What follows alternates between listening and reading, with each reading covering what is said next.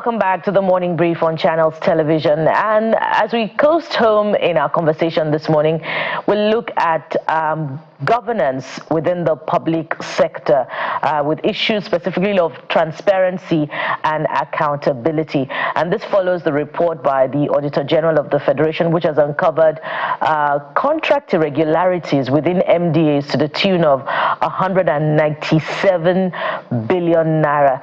That's quite a sum. And suffice it to say that this report covers activities within the years 2020 and 2021. And joining us to have this conversation this morning is the founder of Connected Development, non-governmental organization, Mr. Hamzat Lawal. Mr. Lawal, good morning and thank you for coming on the program. Good morning and thank you for having me. Thank you for coming again. And the sum is whopping, to say the least, 197 billion naira.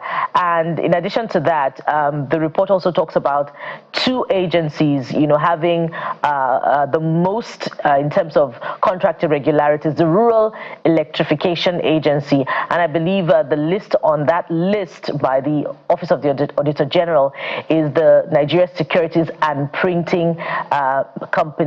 But this supports, particularly that of the Rural Electrification Agency, having the most, of contract irregularity, supports that report by the statement rather by the EFCC chairman, Mr. Lawal, that corruption in the power sector is alarming. And to note that we have oversight functions that is supposed to have been provided by the National Assembly, and yet we still have this quantum of contract irregularities being reported in the public space. Does this come as a surprise to you, Mr. Lawal? Not at all. I'm not surprised. And this is not the first time we're having this conversation, even on Channels TV. Every time the Office of the Auditor General releases a report, everyone would be shocked and surprised, and then everyone would be saying, how did this happen? But then every now and then, this repeats itself.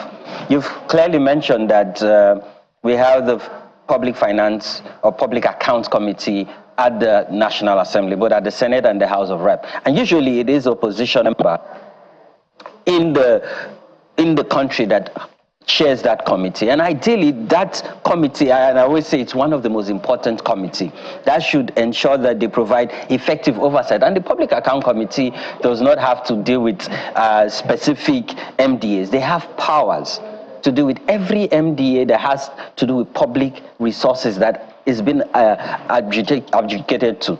Mind you, if you look at this payment, it's under the budget, close to 200 billion naira of Nigeria money. And maybe we should break this down, because a lot of people will say, oh, 197.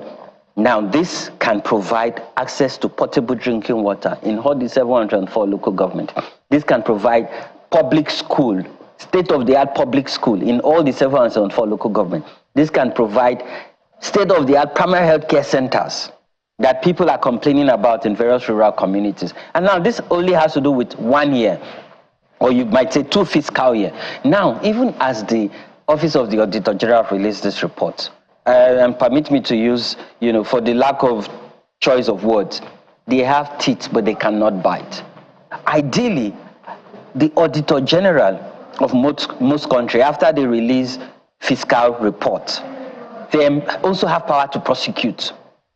So beyond releasing report, they cannot investigate, they cannot prosecute, so that we can learn lessons and close all these leakages. And there was a time we even had this conversation around the bill that seeks to empower the Office of the Auditor General, that beyond just undertaking audits in all the MDAs in Nigeria, they should also have prosecutory powers. Because right now, all the powers they have is to submit this report to the National Assembly. Mind you, this report is not made public.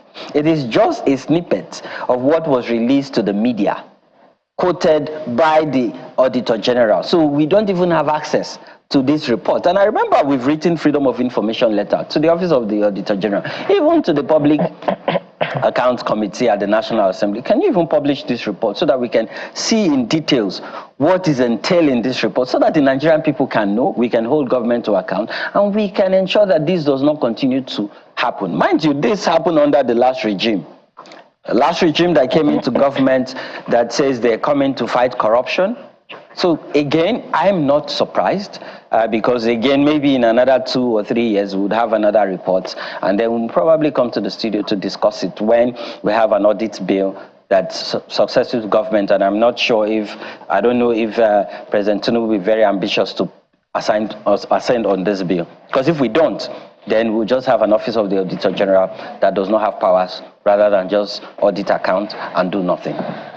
So Hamzat, let's break it down. What exactly are we dealing with here? Because I read part of the story about 32 MDAs and all of that are involved. Are we dealing with contracts or deals not executed, or just irregularity in the way it was awarded, or we're dealing with both? We're dealing with fraud. This is crime. We're dealing with contract fraud. In that report, it shows that there are irregularities even in the process of awarding contract. Ideally, it is clear.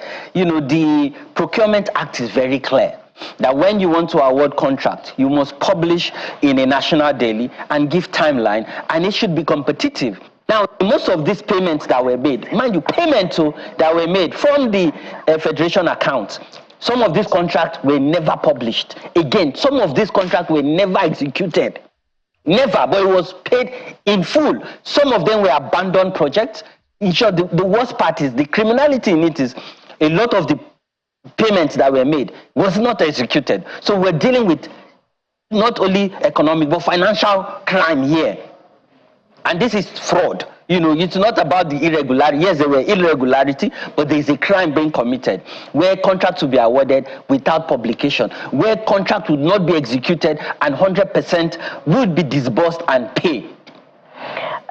Just to piggyback on my question, you know, it's odd to have the report submitted to the Public Accounts, stakeholders of the Public Accounts Committee of the National Assembly for their own work, because, you know, what was supposed to happen was prior to this, the National Assembly has oversight functions over those ministries, departments, and agencies. So this was not supposed to have happened if the National Assembly had done its oversight properly. That's on the one hand. On the other hand, after having discovered this irregularity, the Public Accounts is, you know, submitting this report to the National Assembly Public Accounts Committee to oversight. Do you see, you know, an absurdity sort of in that space? Does the Public Accounts Committee have the, can it be a judge in its own court?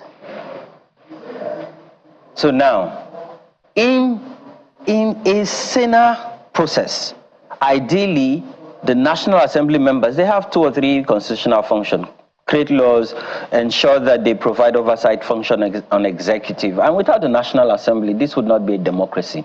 But let me tell you the reality. Now, you have a National Assembly members that go and lobby heads of parastatals and agency. You have a National Assembly members when it is time to defend budget. They tell civil society and they tell the media to go out, that they would have a closed door session. What happens behind those closed doors? Most time is around negotiation. Now you have a National Assembly members that look for MDAs to put what they call their constituency project or their zonal intervention program in some of these MDAs, and when these budgets are approved or passed, then they go and lobby the Ministry of Finance to release these resources. So rather than undertake their oversight function, they lobby for resources. Some of them call it empowerment. Some of them call it, procure and give their constituents to show that they're working in Abuja. So when you have that, you will not have a National Assembly member that undertake oversight. Now let's also be practical. They go for oversight function. Who fund those oversight functions? Most time, it is the MDA that they are going to oversight, that would have a budget to pay for them to go for oversight. How would you oversight someone who is paying you? Now, you talked about the Public Account Committee, you know, if they had done their job, this shouldn't have happened, and how can they be judging their own case? I think, you know, they have an opportunity here to rewrite history. What do I mean? The Public Account Committee, now that they have this report submitted by the Office of the Auditor General, first, they should publish this report, make it public so we see the details. Second, let's have a public hearing. Bring all the heads of these MDAs, because it is people that are manning these agencies.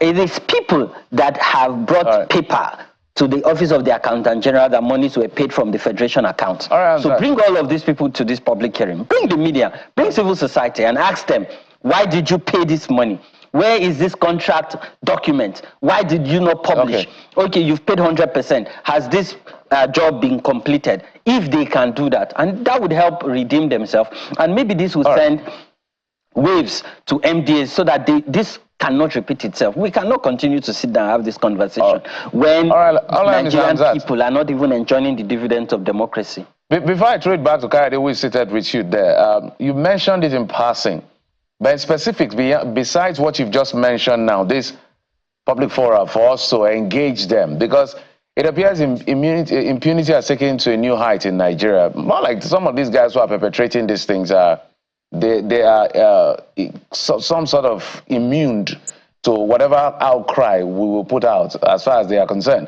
So it looks like legislative guardrails are not enough. What exactly can we do to bring people to really be accountable to the Nigerian people at the end of the day from where you sit? We have anti-corruption agencies, and I don't think now is the time for them to wait for citizens to write petition.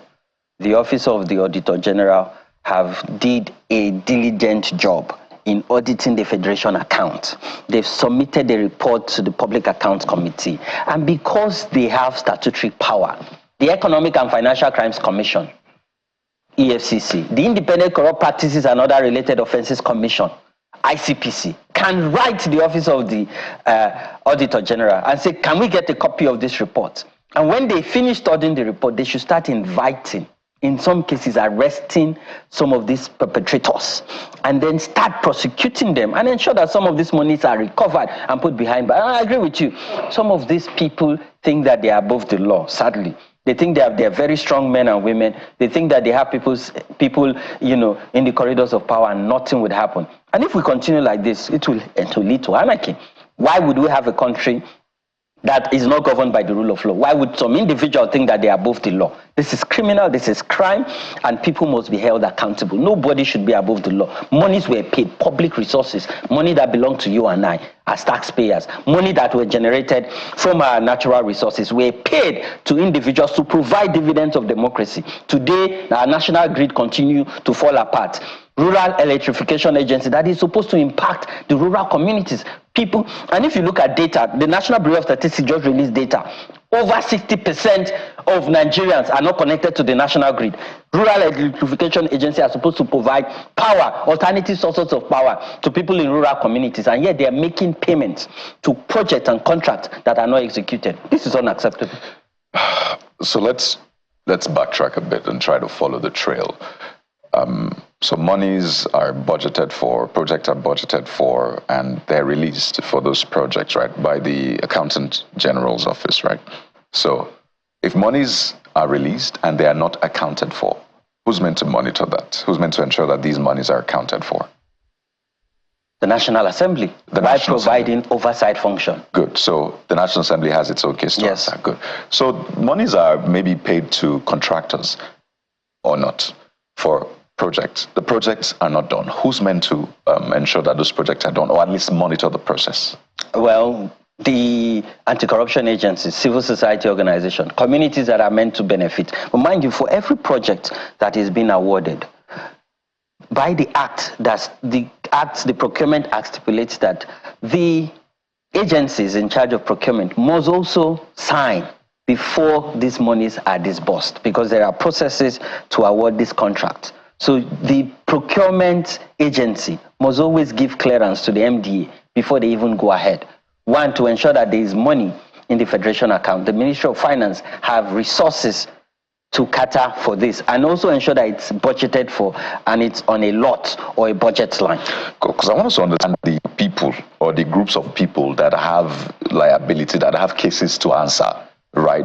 Because too many times, these cases are shocking. I mean, 197 billion naira. Close to 200 billion. And that's not just for the whole, that's not for the whole period. In fact, the Senate recently, and it just perhaps ties to the point you were making, recently frowned at the NNPC Limited and some others for not responding to all of these audit requests as a result of the 2019 audit report, right? So the Senate is still trying to battle, but they have a case to answer themselves. So I want us to properly say, okay, the National Assembly, the MDAs, the Accountant General's Office, the Procurement Agency, let us know the people that have cases to answer so we can begin to then pressure them, either pressure the National Assembly and say, well, don't worry, these are the people we know that you should probe.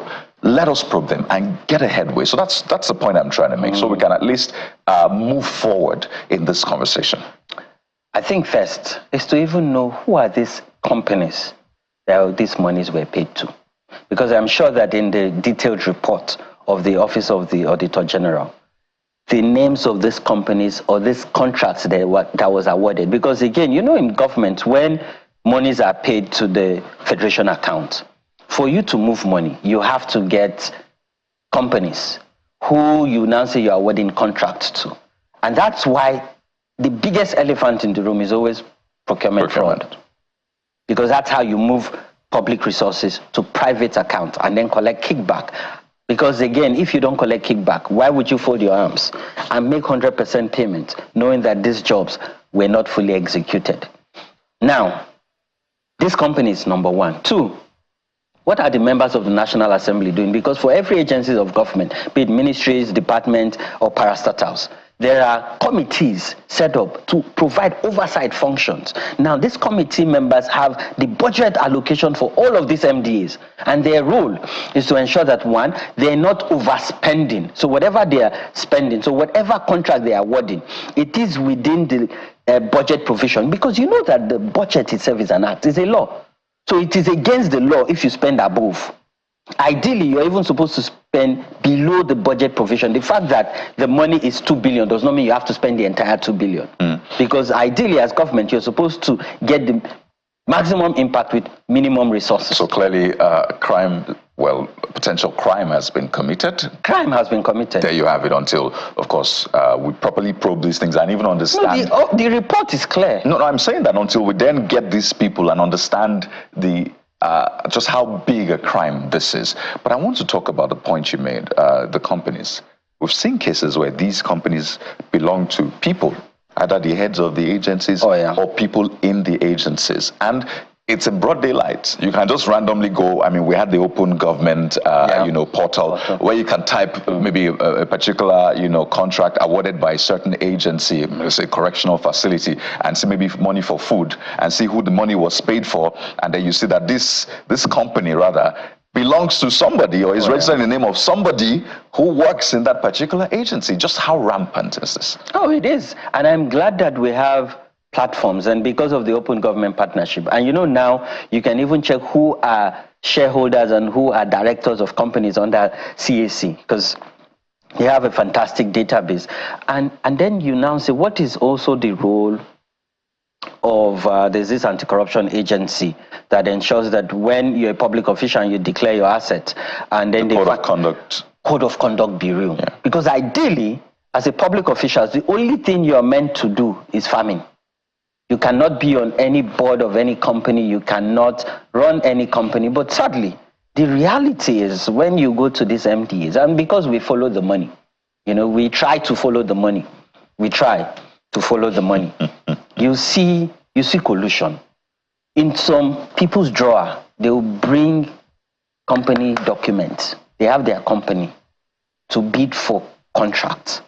And because the procurement process is not open, yes, we have some level of procurement data. I know some organizations like PPDC have Budeshi to populate procurement data, but there are not enough procurement data available. And sometimes when you even get procurement data, it is past procurement data you get. Even, the Office of the Auditor General find it difficult to audit some MDAs. They will go for audit function, and then they are not able to get documentations on how they've executed or how they expended public resources. So you can imagine how tough it is for journalists sometimes if we are trying to get this information, because it's meant to be freedom of information, but We have to thank you so much, Mr. Lawal, because this is an ongoing conversation, but we want to be sure that we are putting it on the front burner from time to time. So we put it in consciousness of the people. We do our bit, the people do their bit, and ensure the right thing is done. But we have to thank you so much. Hamzat Lawal, founder, Connected Development, trying to follow the money. Yeah, we're trying. So I'm sure when you're done in the studio, you're following the money. You continue following. We try.